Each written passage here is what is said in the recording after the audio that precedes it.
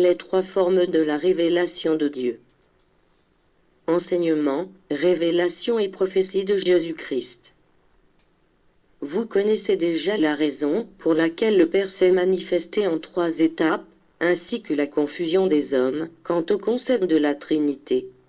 Vous n'essayez déjà plus de m'attribuer une forme matérielle, dans votre intelligence, parce qu'il n'existe deux formes en mon esprit, à l'instar de l'intelligence, l'amour ou encore la sagesse. Je vous dis ceci parce que beaucoup m'ont représenté sous la forme d'un vieillard lorsqu'ils pensent au Père, et moi, je ne suis pas un vieillard, car je suis hors du temps. Mon esprit n'a pas d'âge. Lorsque vous pensez au Christ, vous vous formez instantanément l'image corporelle de Jésus, et moi je vous dis que le Christ, l'amour divin incarné, mon Verbe fait homme, au moment où il abandonna l'enveloppe corporelle, se fondit en mon esprit, duquel il avait surgi. Mais, lorsque vous parlez du Saint-Esprit, vous utilisez le symbole de la colombe pour essayer de l'imaginer sous quelque forme, et je vous dis que le temps des symboles est révolu et que, pour ce motif, lorsque vous vous sentez sous l'influence du Saint-Esprit, vous le recevez comme inspiration, lumière dans votre esprit, clarté qui vient dissiper les incertitudes, les mystères et les ténèbres. D'époque en époque, les hommes se font une idée plus précise à mon sujet. Ceux qui m'ont connu au travers du Christ ont un concept plus proche de la vérité que ceux qui ne me connaissent que par le biais des lois de Moïse. Ce Dieu, que les multitudes suivaient et auquel elles obéissaient par crainte de sa justice, fut cherché plus tard comme Père et comme Maître, lorsqu'en leur cœur germa la semence d'amour du Christ. Je suis au-dessus des temps et au-dessus de toute la création, mon esprit divin n'est pas sujet à l'évolution. Je suis éternel et parfait, non comme vous qui avez un commencement, qui êtes sujet aux lois de évolution et qui, de plus, sentez peser sur vos épaules le poids du temps. Ne dites pas, dès lors, que le Père appartient à une ère, le Christ à une autre, et le Saint-Esprit à une troisième, parce que le Père est éternel et n'appartient à aucune ère, mais que ce sont les temps qui lui appartiennent.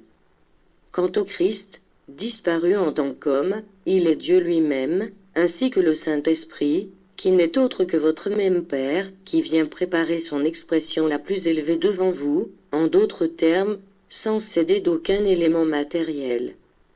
Je vous ai expliqué que ce que vous appelez « Père » représente le pouvoir absolu de Dieu, du Créateur universel, l'unique qui ne fut pas créé. Ce que vous appelez Fils est le Christ ou la manifestation de l'amour parfait du Père pour ses enfants. Quant à ce que vous appelez Saint-Esprit, il s'agit de la sagesse que Dieu vous envoie sous forme de lumière, en ce troisième temps, en lequel votre esprit se trouve qualifié pour mieux comprendre mes révélations. Cette lumière du Saint-Esprit, cette sagesse de Dieu régnera sous peu, en cette troisième ère que vous voyez naître, illuminant la pensée d'une humanité nécessiteuse de spiritualité, assoiffée de vérité et affamée d'amour. Il est vrai, peuple, qu'un seul Dieu s'est manifesté aux hommes, sous trois aspects différents. Si vous recherchez l'amour dans les œuvres du Père de cette première ère, vous le trouverez. De même que si vous y recherchez la lumière de la sagesse, vous la trouverez également. Quant aux œuvres et paroles du Christ, vous n'y découvrirez pas seulement amour, mais aussi pouvoir et sagesse. Qu'y aurait-il d'étrange si, dans les œuvres du Saint-Esprit de cette époque, vous découvriez la force, la loi et le pouvoir, en même temps que l'amour, la tendresse et le baume? Loi, amour, sagesse. Voici les trois états par lesquels je me suis montré à l'homme, afin qu'il parvienne à maintenir une totale fermeté sur son chemin d'évolution et une connaissance complète de son Créateur. Ces trois faces se distinguent entre elles, mais toutes proviennent d'un seul principe. Ensemble elles constituent la perfection absolue. En moi, il y a le juge, le Père et le Maître, trois faces distinctes en un seul être, trois puissances et une seule essence, l'amour. Je suis Jéhovah, celui qui, en tous les temps, vous a libéré de la mort. C'est moi l'unique Dieu qui vous a parlé au fil des temps. Le Christ fut mon Verbe qui s'adressa à vous par le biais de Jésus. Il vous dit, celui qui connaît le Fils connaît le Père. et je suis aussi le Saint-Esprit qui vous parle aujourd'hui, parce qu'il n'existe qu'un seul Saint-Esprit, un seul Verbe et ce Verbe est le mien. Écoutez, disciples, au premier temps, je vous donnais la loi, au second je vous enseignais l'amour avec lequel vous devriez interpréter ces commandements et, à présent, en cette troisième ère, je vous envoie la lumière, pour que vous preniez connaissance de tout ce qui vous fut révélé. Alors, pourquoi vous obstinez-vous à considérer trois dieux, là où n'existe qu'un seul esprit divin, qui est le mien? J'offris la loi aux premiers hommes et, cependant, j'annonçais à Moïse que j'enverrais le Messie. Le Christ, au travers duquel je vous livrai ma parole, vous déclara au moment où se terminait sa mission, je retourne à mon Père, d'où je viens, et d'ajouter, le Père et moi ne sommes qu'un seul. Ensuite, il promit de vous envoyer l'Esprit de vérité qui, selon ma volonté et en fonction de votre évolution, viendra pour éclaircir le mystère de mes révélations. Mais, qui pourra faire la lumière sur mes arcanes et expliquer ces mystères? Qui pourra élucider le livre de ma sagesse? Qui d'autre que moi? En vérité, je vous le dis, le Saint-Esprit, que vous distinguez à présent de Jéhovah et du Christ, n'est rien d'autre que la sagesse, que je manifeste à votre esprit afin de vous faire entendre, contempler et sentir la vérité. Associez, en votre intelligence et votre esprit, mes manifestations en tant que Père, qui vous révélèrent la loi. Mes manifestations, comme Père vous dévoilèrent mon amour infini, et mes leçons de Maître vous révélèrent ma sagesse et, de tout cela, vous obtiendrez une essence, une intention divine. Parvenir à moi par le chemin de la lumière spirituelle est plus qu'une simple communication avec vous. Je veux vous conduire à mon propre royaume, où je serai toujours présent pour vous, et où je serai présent vous pour toujours. Ce ne sera pas la première fois que les hommes luttent pour définir une révélation divine ou pour arriver à éclaircir quelque chose qui, à leurs yeux, se présente comme un mystère. Déjà au cours du second temps, après ma prédication dans le monde, les hommes délibérèrent quant à la personnalité de Jésus pour savoir s'il était ou non divin, s'il était un avec le Père ou s'il s'agissait d'une personne différente. Ils jugèrent et disséquèrent ma doctrine, de toutes les formes possibles. Maintenant je ferai à nouveau l'objet d'analyse, de discussion, de lutte et de scrutin. L'on jugera si, au moment où s'est présenté l'Esprit du Christ, celui-ci était indépendant de l'Esprit du Père, et il s'en trouvera même pour dire que ce fut le Saint-Esprit qui parla, et non le Père ou le Fils. Mais, ce que vous appelez Saint-Esprit est la lumière de Dieu, et ce que vous appelez le Fils est son Verbe. Par conséquent, lorsque vous entendez cette parole, que vous considérez ma doctrine du second temps ou que vous pensez en la loi et les révélations du premier temps, sachez que vous êtes en présence du Dieu unique, écoutant son Verbe et recevant la lumière de son Esprit. Dieu en tant qu'Esprit créateur et Père, je suis l'essence de tout ce qui a été créé. Tout vit grâce à mon pouvoir infini. Je suis en chaque corps et en chaque forme. Je suis en chacun de vous, mais il est impérieux que vous vous prépariez et vous sensibilisiez afin de pouvoir me sentir et me rencontrer. Je suis le souffle pour tous les êtres, parce que je suis la vie. C'est pour cela que j'ai laissé entendre que, si j'étais présent dans toutes vos actions, il ne fallait pas que vous façonniez mon image dans l'argile ou le marbre, pour m'adorer ou me sentir proche de vous. Cette incompréhension n'a servi qu'à conduire l'humanité à l'idolâtrie. Au travers de ma parole, vous pressentez l'harmonie qui existe entre le Père et toute la création, comprenez que je suis l'essence, qui alimente tous les êtres, et que vous êtes une partie de moi-même. L'Esprit du Père est invisible, mais il se manifeste sous des formes infinies. Tout l'univers n'est qu'une manifestation matérielle de la divinité. Toute la création est un reflet de la vérité. J'ai entouré l'existence d'esprits, qui sont les enfants de ma divinité, en fonction des demeures qu'ils habitent, d'une série de formes dans lesquelles j'ai déposé sagesse, beauté, essence et bon sens, pour fournir, à chacune de ces demeures, la preuve la plus tangible de mon existence et une idée de mon pouvoir. Je vous fais remarquer que l'essence de la vie consiste à aimer, savoir, et détenir la vérité.